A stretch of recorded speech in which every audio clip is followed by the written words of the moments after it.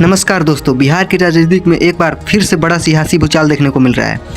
पहले बिहार के मुख्यमंत्री नीतीश कुमार के इस्तीफा के खबर ने हलचल मचा दी और उसके बाद ही कुछ समय बाद आरिफ मोहम्मद खान की राज्यपाल की कुर्सी जाने की चर्चा भी तेज हो गई। अब सवाल ये उठ रहा है कि आखिर बिहार में अचानक ऐसा क्या हुआ कि दो बड़े पदों को लेकर इतनी चर्चा होने लगी, और इस पूरे मामले पर लोग क्या कह रहे हैं, आइए समझते हैं पूरी कहानी। सबसे पहले बात करते हैं मुख्यमंत्री नीतीश कुमार की। उन्होंने इस्तीफा की क्यों दी? जैसे ही यह खबर सामने आई कि उन्होंने इस्तीफा दिया है तो सोशल मीडिया से लेकर राजनीतिक गलियारियों तक हर जगह उसकी चर्चा शुरू हो गई।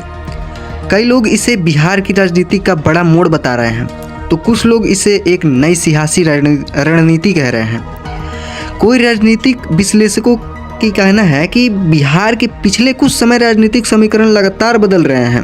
गठबंधन की राजनीति में अक्सर ऐसा देखने को मिलता है। हालात अचानक बदलते हैं और नेताओं को नए फैसले लेने पड़ते हैं। इसी बीच बिहार के नेता तेजस्वी यादव का नाम भी चर्चा में आने लगा। लोग ये सवाल पूछने लगे हैं कि अगर सत्ता में बदलाव होता है तो आगे की राजनीति किस दिशा में जाएगी? क्या नई सरकार बनेगी? एक नजर इस पर भी डालते हैं। सबसे पहले एक्यूजर ने लिखा लालू यादव के परिवार से उनका पारिवारिक संबंध था, इसलिए राज्यपाल को हटा दिया गया। वही एक और यूजर ने लिखा कि लालू जी बिहार के राजनीति के केंद्र है। एक और यूजर लिखता है कि बहुत ही सुंदर हुआ, सभी गद्दारों को हटाओ। वही एक और यूजर ने लिखा कि बिहार अब गुजराती के हाथों में है। एक और यूजर ने लिखा कि सब खेला हो रहा है। तो देखा आपने। अब आरिफ मोहम्मद खान के बिहार के कार्यकाल की बात करें तो आरिफ मोहम्मद खान ने 2 जनवरी 2025 को बिहार के 42वें राज्यपाल के रूप में शपथ ली थी। उन्होंने राजेंद्र विश्वनाथ अर्लेकर की जगह ये पद संभाला था। बिहार में उनका कार्यकाल बहुत लंबा नहीं रहा। वो करीब 1 वर्ष 2 महीने 3 दिन यानी कि 428 दिन तक राज्यपाल पद पर रहे। उनके कार्यकाल में राज्य के विश्वविद्यालयों में शैक्षणिक और परीक्षा सत्र को नियमित करने के लिए कड़े निर्देश जारी किए गए थे। हालांकि महज 14 महीने के छोटे कार्यकाल की वजह से कोई बड़ी ऐतिहासिक उपलब्धि उनके खाते में दर्ज नहीं मानी जा रही है। सामने आएगा।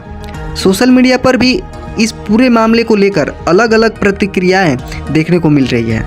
कुछ लोग कह रहे हैं कि बिहार की राजनीति में यह कोई नई बात नहीं है, क्योंकि यहाँ कई बार अचानक राजनीतिक बदलाव देखने को मिला है।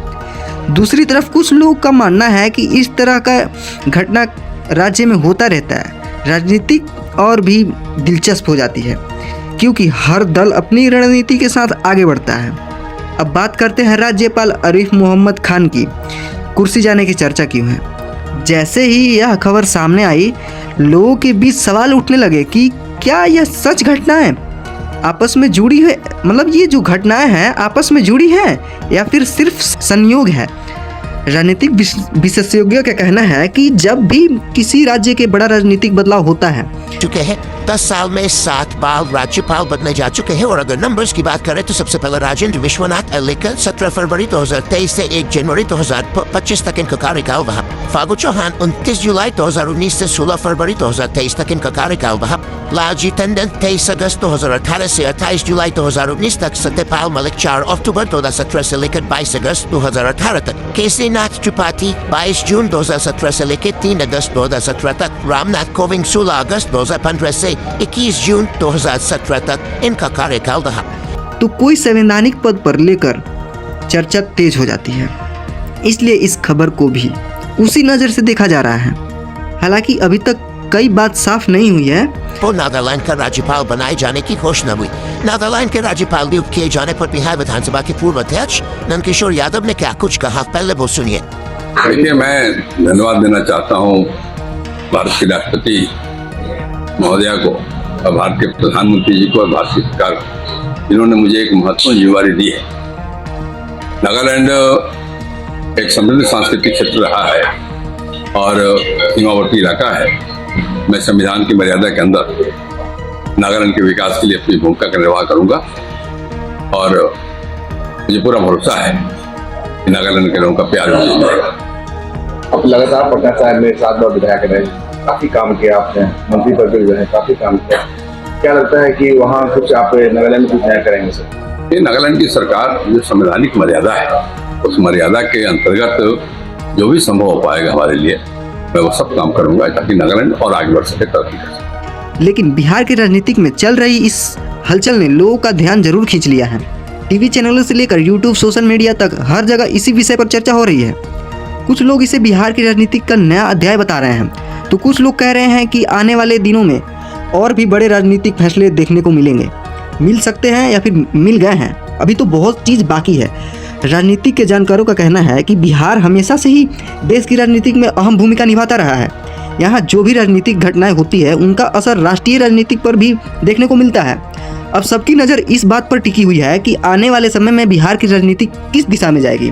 क्या नया गठबंधन बनेगा, क्या सत्ता में बदलाव होगा, या फिर सब कुछ पहले जैसा ही रहेगा। इन सभी सवालों का जवाब आने वाले दिनों में धीरे धीरे सामने आएंगे। लेकिन फिलहाल इतना जरूर कहा जा सकता है कि बिहार की राजनीति एक बार फिर से चर्चा के केंद्र में आ गई है। दोस्तों, इस पूरे मामले पर आपकी क्या राय है? क्या आपको लगता है कि बिहार की राजनीति में कोई बड़ा बदलाव होने वाला है, या फिर यह सिर्फ एक सियासी रणनीति है? अपनी राय कमेंट में जरूर बताइए और ऐसी ही राजनीति से जुड़े रहें और बड़ी खबरों के लिए हमारे चैनल को सब्सक्राइब करें। धन्यवाद।